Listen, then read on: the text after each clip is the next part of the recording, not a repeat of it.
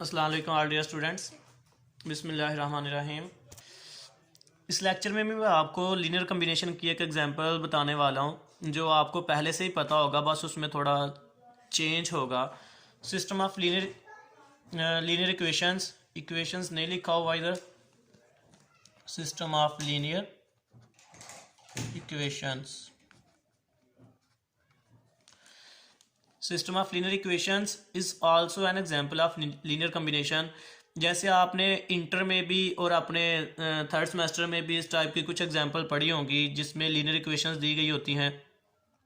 तो वो जो सिस्टम ऑफ लीनियर इक्वेशन होता है ना, वो भी असल में उनमें से भी कुछ system of linear equations linear combination को रिप्रेजेंट कर रहे होते हैं। वो कैसे? ये जो लेफ्ट हैंड साइड है, इसमें से ये जो फर्स्ट कॉलम है, फर्स्ट कॉलम में से ये जो वेरिएबल x1 है, मैं ये कॉमन निकाल लूँ, बाकी क्या बचेगा 1 2 5। ये जो पीछे इंट्रीज बची है ना, ये जो इंट्रीज बची हैं ये वेक्टर की इंट्रीज हैं, और ये जो x1 बाहर आया है ये हमारे पास एक स्केलर है, ये वेरिएबल है, वेक्टर नहीं। वेरिएबल और लफ्ज वेरिएबल और वेक्टर में फ़र्क होता है। वेरिएबल और वेक्टर सेम नहीं हो सकते, वेरिएबल और स्केलर सेम हो सकते हैं, क्योंकि स्केल x1 की बाद में क्या वैल्यू आती थी 1 2 3, तो वो क्या होती है, एक स्केलर वैल्यू होती है। जो x1 x2 x3 के आंसर आते थे उनके साथ i j k तो नहीं था आता होता, सिंपल कांस्टेंट आते होते थे, किसी का 0 किसी का 1 किसी का -1। तो x1 x2 x3 के इस तरह के आंसर आते थे। तो यहाँ पे x1 को हम फर्स्ट कॉलम में से कॉमन निकालेंगे तो x1 बाहर जो वेरिएबल है वो बाहर आ जाएगा, बाकी जो एंट्रीज बचेंगी वो वेक्टर की बचेंगी। सेकंड कॉलम में से जस्ट बाहर हम खुद से प्लस लिख लेते हैं अपनी तरफ से, और यहाँ से x2 सब में से कॉमन लेंगे तो जो पहली एंट्री है वो -2 बच जाएगी, दूसरी 3 और तीसरी -4। इसी तरह यहाँ से बाहर अपनी तरफ से खुद से प्लस लिख लेंगे और सब में से कॉमन क्या ले लेंगे x3 बाहर कॉमन ले लेंगे, तो बाकी वेक्टर में क्या बच जाएगा -2 1 और -3, और राइट साइड वाले को भी हम वेक्टर में क्लोज कर देते हैं -1 1 एंड 1।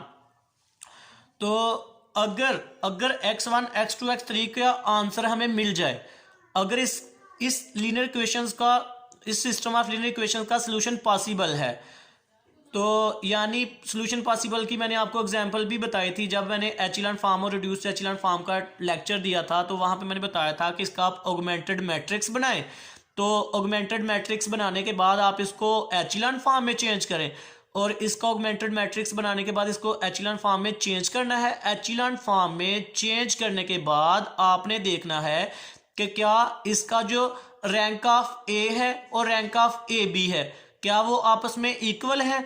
अगर वो आपस में इक्वल होंगे तो इसका सॉल्यूशन पॉसिबल है, x1 x2 x3 का आंसर पॉसिबल है। अगर दोनों का रैंक इक्वल नहीं हुआ तो सॉल्यूशन पॉसिबल नहीं है, तो वो वैसे चेक हो सकता है। तो अगर यहाँ से x1 x2 x3 का आंसर मिल जाए तो ये राइट साइड वाला वेक्टर लेफ्ट साइड वाले वेक्टर्स का लीनियर कम्बिनेशन हो सकता है, और अगर इनके आंसर ना फाइंड हो सके तो ये वाला राइट साइड वाला वेक्टर इन लेफ्ट साइड वाले वेक्टर्स का लीनियर कम्बिनेशन नहीं होगा।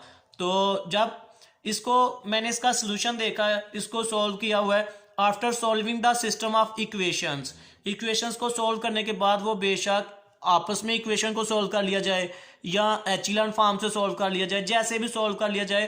तो x1 का आंसर आया था 11/19, x2 का आंसर आया था -9/19, x3 का आंसर आया था 24/19, यानी तीनों का आंसर मिल गया था। अब मैंने तीनों के आंसर जो मिल गए वो उनकी जगह मैंने सब्स्टिट्यूट कर दिए। अब इसको इससे मल्टीप्लाई करें, इसको इससे अंदर मल्टीप्लाई करें, इसको इससे अंदर मल्टीप्लाई करें, बाद में सबको ऐड करें, एलसीएम वगैरह लेके कैंसलेशन करें, तो जो फाइनल आंसर बचना है वो हमारे पास यही बचना है। लेफ्ट हैंड साइड को लेके आप चेक कर सकते हो, इसको सिंप्लीफाई करके आंसर है यही बचना है। तो this can be written as, यानी ये जो वेक्टर्स हैं इनको ऐसे भी लिखा जा सकता है 11/19, और इसका ट्रांसपोज लेके इसको इस तरह कामा की शक्ल में, रो की शक्ल में लिख लिया जाए। -9/19 इसको भी ऐसे लिखा जा सकता है, 24/19 इसको ऐसे, और ये रो की शक्ल में, और ये भी रो की शक्ल में। अब इसको फर्स्ट एलिमेंट से, इसको फर्स्ट एलिमेंट से और इसको फर्स्ट एलिमेंट से मल्टीप्लाई करके सबको ऐड करेंगे तो -1 आएगा। इसको सेकंड एलिमेंट से, इसको भी सेकंड एलिमेंट से, इसको भी सेकंड एलिमेंट से मल्टीप्लाई करके सबको ऐड करेंगे तो आंसर +1 आएगा एलसीएम लेने के बाद। अब इसको थर्ड एलिमेंट से, इसको भी थर्ड एलिमेंट से, इसको भी थर्ड एलिमेंट से मल्टीप्लाई करने के बाद ऐड करेंगे तो यहाँ से भी आंसर 1 आएगा।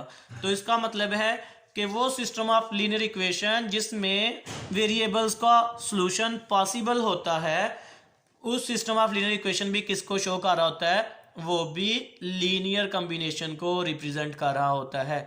उम्मीद है कि आपको लीनियर कॉम्बिनेशन की ये एग्जांपल भी समझ आ गई होगी।